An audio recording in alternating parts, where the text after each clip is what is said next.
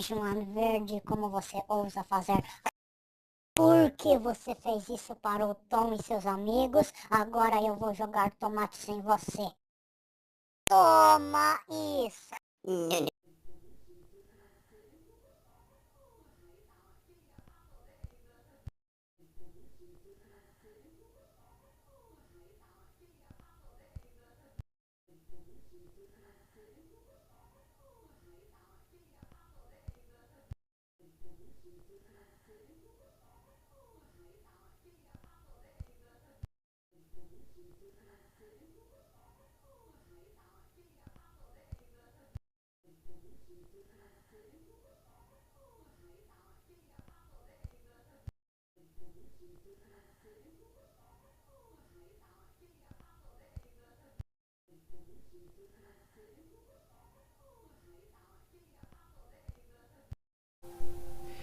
Ah, não, eu não acredito que o Talking PR jogou tomates em mim, porque eu fiz algo de ruim para o Tom e seus amigos. Isso é muito horrível.